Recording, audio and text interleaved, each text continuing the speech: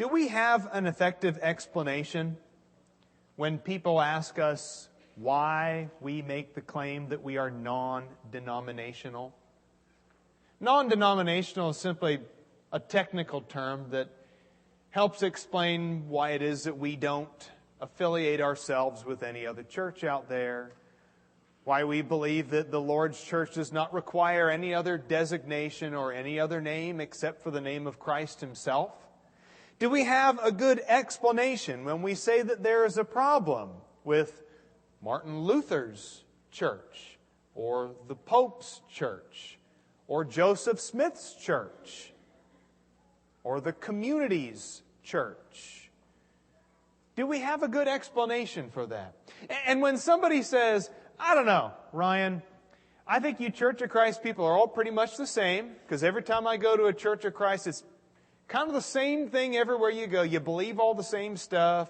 You sing all the same songs. It kind of feels like the Church of Christ is just as much of a denomination as any denomination that you might find out there in the religious marketplace. Do we have a good explanation for that? My goal this morning is to answer two problems. First of all, how can we say that we are denominational? How can we make that claim? Is it an important claim to make?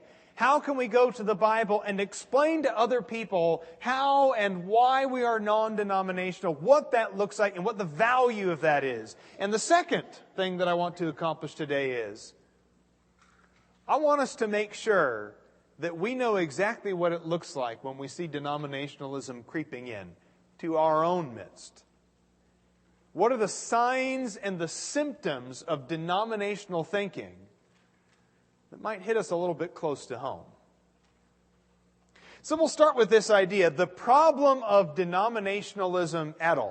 What's the big deal? Like, if I want to be in a denomination, if I'm okay being in some large affiliation of a bunch of churches and we all wear some kind of name and we have a council or a headquarters or a president and a guidebook and a rule book that tells us what to do.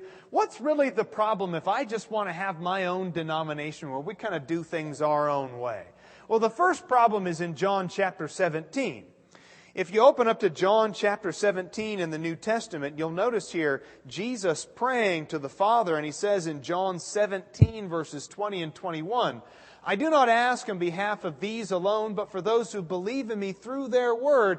He had a future perspective when it came to His work. It wasn't just about what He was accomplishing right then and there. Jesus had a deep concern about what was going to happen 20 years down the road, and 200 years down the road, and 2,000 years down the road. In verse 21, that they may all be one, even as Thou, Father, art in me, and I in Thee, that also they may be in us, that the world may believe that Thou didst send me.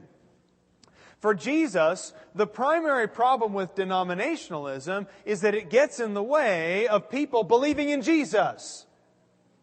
He says, that they may believe that You sent me. I want my followers to all be one. Because the moment they start dividing, it's not just a bad reflection on them, it's a bad reflection on me. I want them to be one.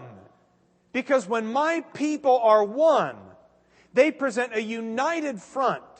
They show what it means to be part of a kingdom of people from all walks of life, where economic status and race and language and where you came from means nothing, and that Jesus Christ Himself is the thing that can connect all of us. I pray that they may be one. And denominationalism is not one. It is the very antithesis of one. According to Ephesians chapter 4, verses 1 through 6, there is only one church. But that's not the only thing mentioned in Ephesians chapter 4 as being one. It's interesting, isn't it? In Ephesians 4 verses 1 through 6, he also mentions that it's important that we need to preserve the unity of the Spirit in the bond of peace in verse 3. Because there is one body, the body being the church. That's just another term for the church. The church is the body of Christ. So when he says there's one body, he says there's one church, one Spirit, just as you were called in one hope of your calling. There's one Lord, one faith, one baptism, and one God and Father of all, who is over all and through all and in all. So it's interesting. If we're okay with there being many churches, are we also okay if there are many gods, or if there are many faiths, or if there are many baptisms? He puts one body, one church, in the same category and the same essentiality as there being one Lord and one faith and one God. That's how important it is that there be one church. That's how important it is that the Lord's church be one. Because I don't think any of us would tolerate it if we said, well, anybody can be Lord if they feel like it. And we can just, anyone who wants to be a God, you go ahead and be a God. We can have as many gods as we feel like. I don't think any of us would tolerate that. Even people in the denominational world, Christianity in the broadest sense of the term would not accept the idea of there being many lords and many faiths and many gods and many spirits. So why are we all okay when there are many churches, many bodies? How do we explain the number of denominations? You know how many denominations there are now? Of course, it's hard to measure because some denominations is a kind of the lines are blurred from one group to another, and some denominations are so small they probably don't even show up in the statistics. But it has been estimated that there are about 30,000 to 40,000 Christian denominations. Again, using the word Christian in the broadest and most accommodative sense of the term. 30 to 40,000 different denominations. So it's no wonder that when unbelievers look at quote-unquote Christianity today, they just kind of laugh and scoff at the idea. Christians can't even figure things out. Christians have no idea what they believe. You go from one church to another church to another church, and they're all following different rules. They're all worshiping in a different way. They all have different sets of moral codes and different approaches to difficult ethical issues. So it's no surprise that unbelievers make a mockery of Christianity because of the way that we've divided and then divided again. So do we have a good answer for this? Do we have a good answer? In 1 Corinthians chapter 1, let's turn to this chapter and notice verses 10 through 13. Because perhaps the root cause of denominationalism comes down to devotion to anything but Christ. When you are devoted to a person or a set of ideas or a tradition or a building, a place, when you are devoted to anything but God, I think that kind of plants the seed for denominationalism. In 1 Corinthians chapter 1, beginning in verse 10, the Apostle Paul writes here, "Now I exhort you, brethren, by the name of our Lord Jesus Christ, that you all agree. There be no divisions among you, but you be made complete in the same mind and in the same judgment." I know that sounds like a really lofty sort of thing. I get that. But I don't think Paul sets before us a mission that's too great for us or that's impossible to do. Because to me, the first century church is always going to stand for the last 2,000 years and for 2,000 years more unless the Lord comes back first. The first century church stands as the ultimate example that shows people can get along. And people can learn. And people can agree. Because I'll tell you what, if you can get Jews and Gentiles in the first century together, if you can get groups of people that would not have even darkened the doors of each other's businesses, never would have intermarried with each other, never would have eaten with each other, and you can somehow manage to get Jews and Gentiles in first century Rome to come together. I don't know, to me it just seems like there shouldn't be a whole lot else that we can complain about or argue about or disagree on that we can't eventually come together on. Verse 11, "For I have been informed concerning you, my brethren, by Chloe's people, that there are quarrels among you." Paul accepts there's reality. Now, it doesn't mean he likes it or agrees with it, but he says, we need to be one, and right now, you're not being one. We need to not be divided, and right now, you are being divided. And that's a problem. And Paul's not okay with that. Paul's not okay. He's not okay in Corinth of just saying, well, you know how it is. Some people like Apollos, and some people like Peter, and some people even like Paul. And it's okay. Why don't you just divide up, and you can have the Apollos Church of Christ over here, and you can have, Peter's Community Church over here, and you can have the Church of the Holy Paul over here, and it's okay. It's okay.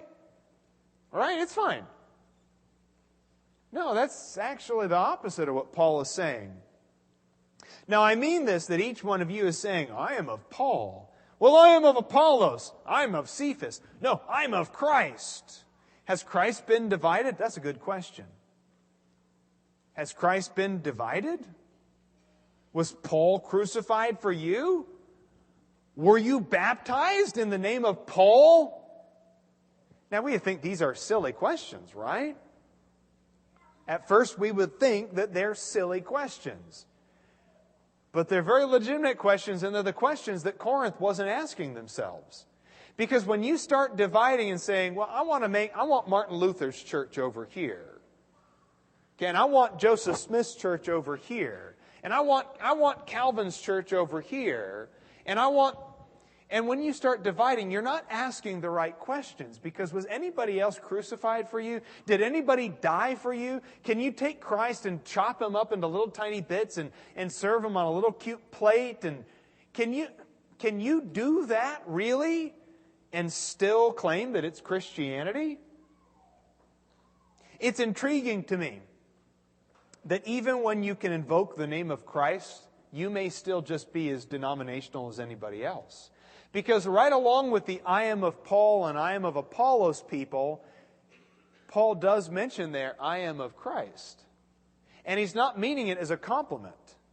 That there are people there who are being just as divisive by using the name of Christ as anybody else out there. You can wear the name of Christ and be just as denominational as the people following Apollos and Paul and Cephas. And that's something that we need to be really careful of. And we'll talk about that a little bit later in the lesson when we talk about the value of names and designations.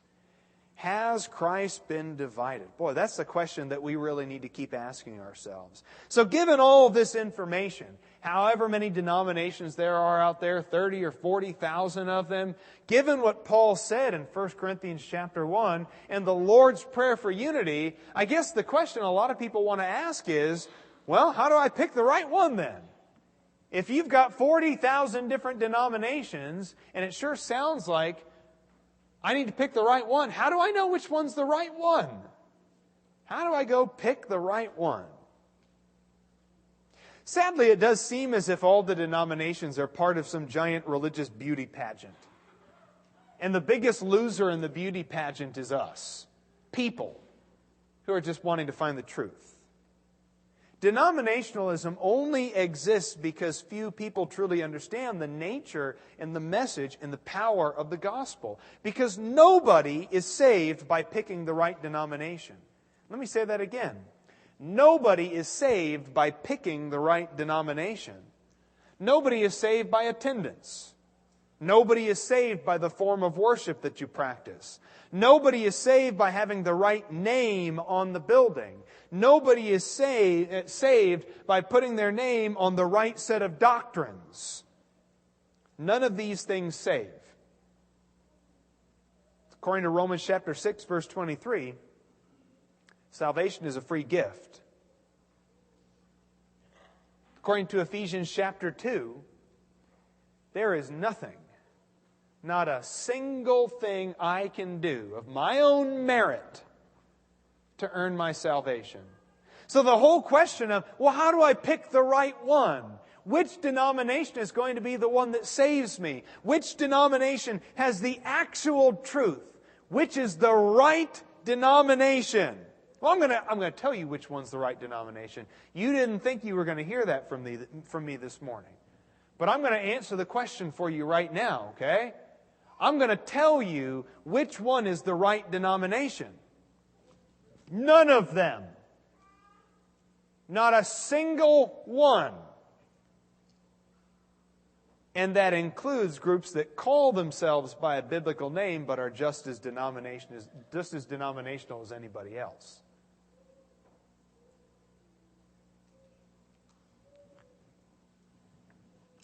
So all I want to do with the rest of our lesson is consider some practical applications. Because that's the big picture, isn't it? Denominationalism, bad. The church that belongs to Jesus Christ, good. Sense, nice and simple, isn't it? But it's not really as simple as that because people are not very simple. So what are some symptoms that we notice of denominational thinking? Maybe even symptoms in our own company that we need to keep an eye on to make sure that we're not being just as denominational as anybody else out there. Well, the first symptom of denominational thinking that I notice is this.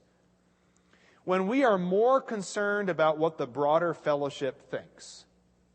What do other churches say about us? What do other churches think about us?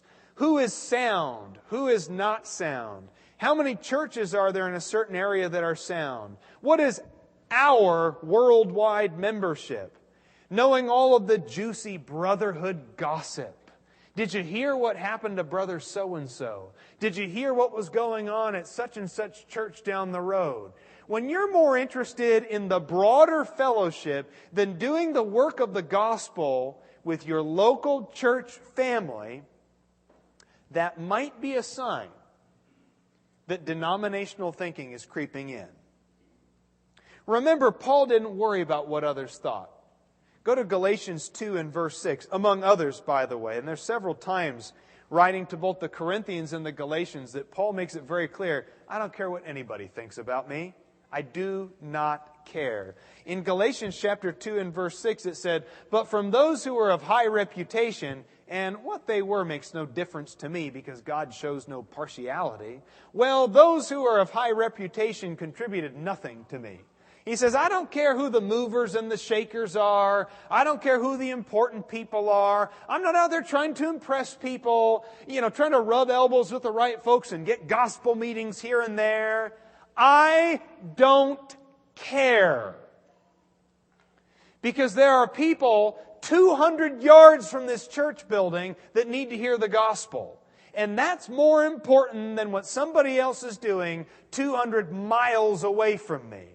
Has nothing to do with the work that we're called to do as a congregation that represents God's people. But the second symptom of denominational thinking that we may find creeping in is this. When traditions are more important to us than what God has actually said about something. Where we cherish procedural things and not the heart of the matter. I'm reminded, of course, in Matthew chapter 15, beginning in verse 1, where Jesus very clearly says that there's an issue with the way that the Pharisees have been practicing religion. And by the way, let's clear something up. The issue with the Pharisees wasn't that they were abiding in the Word too much, okay? The issue with the Pharisees wasn't that they were scriptural sticklers. Actually, the issue with the Pharisees was they weren't. That they were setting aside the commands of God in favor of their own traditions. We kind of have this false notion sometimes where anytime you stand up for a biblical thing or you say, well, that's not what the Bible says, people say, well, quit being pharisaical about that. Stop being such a Pharisee. You're so nitpicky. Quit being such a Pharisee. The issue with the Pharisees was never that they were following the Word too closely. The issue with the Pharisees was never that they were following the law of God too closely. The issue with the Pharisees was never that they were doing what God was telling them too much. The issue was they weren't doing what God was telling them. And for the sake of their traditions, which they preferred because they were self-made, because they were on their own terms, because they made them look good and had an ulterior motive. For the sake of their traditions, they were actually disobeying God and setting aside what He actually said. And if things that you've come up with are more important to you than things God has come up with, well, then you just might have denominational thinking creeping into your mind.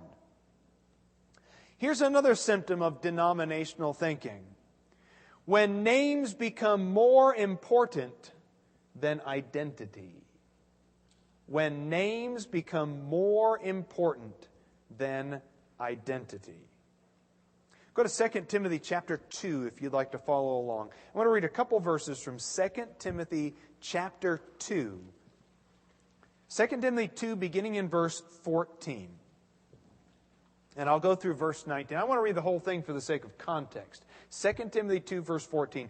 Remind them of these things and solemnly charge them in the presence of God not to wrangle about words, which is useless, and leads to the ruin of the hearers. Be diligent to present yourself approved to God as a workman who does not need to be ashamed, handling accurately the word of truth. But avoid worldly and empty chatter, for it will lead to further ungodliness, and their talk will spread like gangrene. Among them are Hymenaeus and Philetus, men who have gone astray from the truth, saying that the resurrection has already taken place, and thus they upset the faith of some.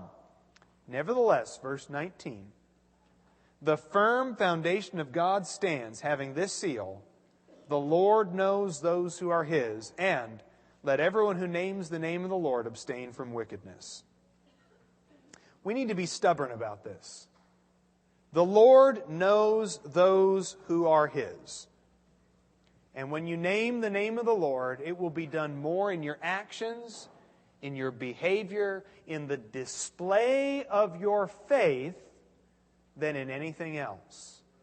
The Lord knows those who are His. I've always loved that, by the way. That's something that if you could make a t-shirt or a bumper sticker or something like that, the Lord knows those who are His. We need to remind ourselves that over and over and over and over again, that God knows. And whatever God thinks about the church down the street, the Lord knows those who are His. And whatever He thinks about that church over there, the Lord knows those who are His. He knows those who are His. That's not our business. The Lord knows those who are His. Here in 2 Timothy chapter 2, our mission is not to know those who belong to the Lord. Our mission is to be diligent to present ourselves approved to God as a workman who doesn't need to be ashamed and who handles the Word of God accurately. That's our job. That whatever we do and whatever we practice, can we open up the Bible and without any shame whatsoever point to a biblical explanation for why we do what we do and how we go about doing it. That's our job. That is our mission. And we must be stubborn about this. That's why I called the lesson stubbornly non-denominational. I kind of take offense when people say, the Church of Christ, you guys are just as denominational as anybody else. Now, while I certainly agree that symptoms of denominational thinking can creep in, and that you might have a Church of Christ sign on the front of your building and wear the name of Christ proudly, and you might be just a denomination, and you might be just as divisive as anybody else out there.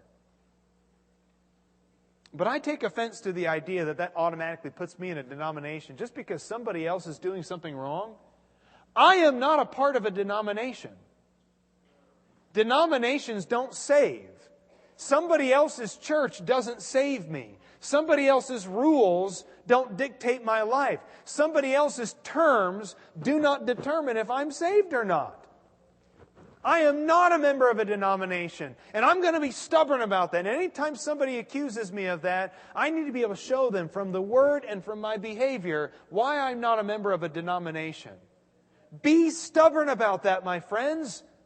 My brothers and my sisters, be stubborn about that. You might have denominational thinking when you think you need to show off. Perhaps that comes from an inferiority complex. Do we have the prettiest church building in town? Do we pay our leaders, our pastors, and our preachers and give them the titles and give them the company car? And do they go out into the community and present this kind of certain image? Well, if that's what you were looking for, you picked the wrong ugly preacher from Oregon. But maybe it does come down to an inferiority complex, and we feel like we have to show off. Hezekiah thought he had to show off. Remember, in Hezekiah's life, some folks from Babylon, some exotic, faraway visitors came to Jerusalem, and Hezekiah started showing off all of his wealth and his treasures to them. And Isaiah comes into the room, practically tearing the hair out of his head, and he said, "What have you done?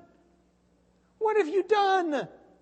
Oh, I showed some Babylonians around, and I showed them all the gold that we had. Hezekiah, all you did was whet their appetite.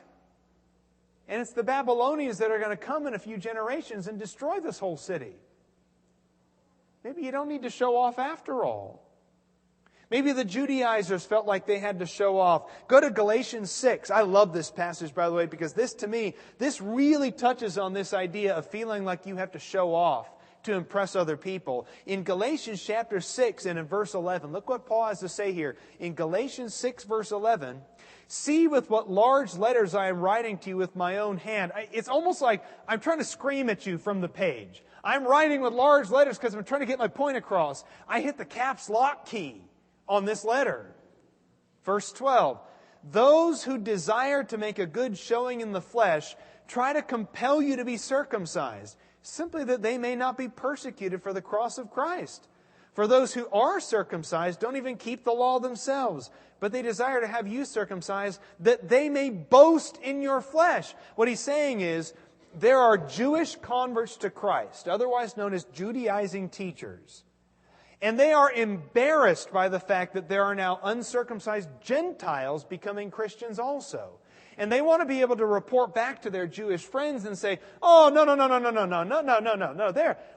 We don't have any uncircumcised people in our midst. In fact, actually, by becoming Christians and baptizing Gentiles, we're actually circumcising them and making them more Jewish."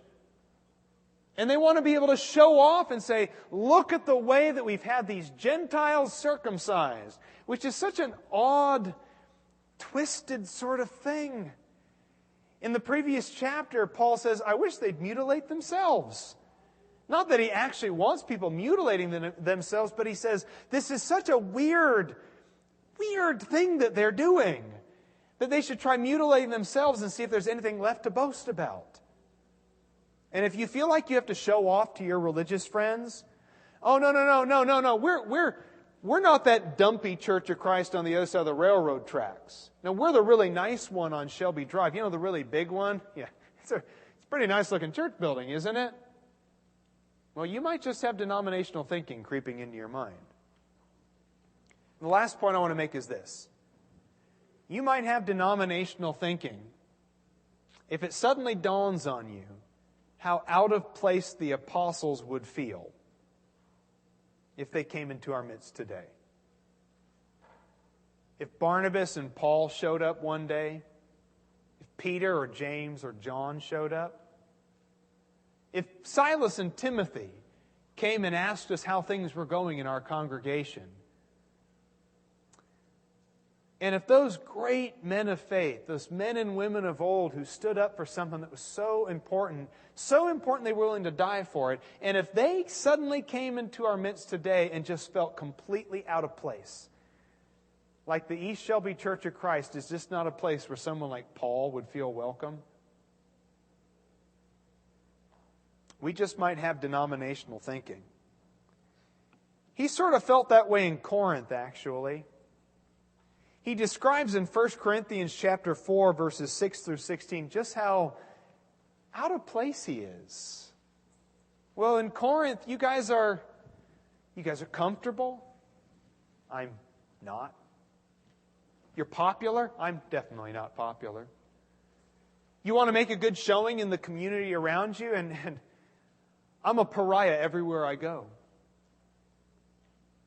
Paul could say of Corinth, of that congregation, we just seem to be on kind of two different railroad tracks right now. We're going down two very different paths spiritually. I don't think that Paul would feel comfortable in a denomination based on 1 Corinthians chapter 1. I don't think Jesus would feel very comfortable in a denomination based on John chapter 17. I don't think Timothy would feel very comfortable in a denomination based on what Paul told him in his 2 letters. And if we ever kind of feel like if the apostles just showed up today and came to be in our company and they just felt really out of place or strange or unwelcome, maybe we're a denomination. We need to strive to be the church of Paul. We need to strive to be the church of Peter and of John, the church of Barnabas, the church of Jesus Christ, and not be a denomination invented by and for the human will.